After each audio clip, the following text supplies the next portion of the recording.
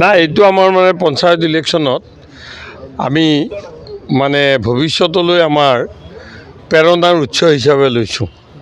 পঞ্চায়ত ইলেকশ্যনৰ ৰিজাল্টটো যেনে আমি দলগাঁৱত আমি এটাও চিট পোৱা নাই, কিন্তু আমাৰ বহুত মেম্বাৰ জিকিছে। আমাৰ সমৰ্থনত থকা বা আমাৰ লগত লাগি থকা, যিহেতু কোনো চিম্বল কৰা নাই, সেইটো বহুত আমাৰ তাত মেম্বাৰ জিকিছে।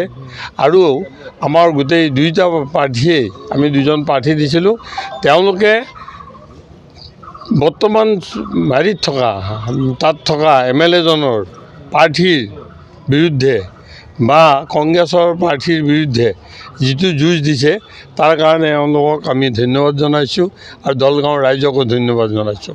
আৰু চিপাঝাৰৰ ক্ষেত্ৰত এটা কথা কওঁ, চিপাঝাৰৰ ৰাইজে অসম গণ পৰিষদৰ প্ৰতি যিটো সঁহাৰি জনাইছে, তাৰ কাৰণে আমি চিপাঝাৰৰ ৰাইজৰ ওচৰত সদায় কৃতজ্ঞ হৈ থাকিম।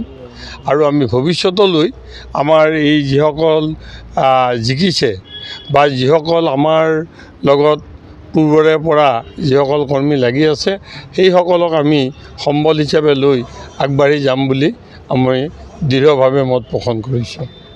নহয় 26ত নহয়, আমাৰ অনাগত সকলো দিনৰ কাৰণে আমি অতীততো আমি শক্তিশালী আছিলোঁ। 2006 চনৰ পৰা 2025 চনলৈ এই 19 বছৰ হাতীৰ চিম্বলটো আমি ঘূৰাব পৰা নাছিলোঁ। গতিকে আকৌ হাতীৰ চিম্বল আহিছে 19 বছৰৰ পিছত। হাতীৰ প্ৰতীকটো দেখি চিপাঝাৰৰ সমূহ ৰাইজ একেবাৰে উৎফুল্লিত হৈছে। সেইকাৰণে আমি অকল চিপাঝাৰত নহয়, মঙলদৈতো তদ্ৰুপভাৱে আমাৰ দলগাঁৱতো আমি তিনিওটা সমষ্টিতে আমাৰ সংগঠন এতিয়া আমি জোৰদাৰ কৰিম।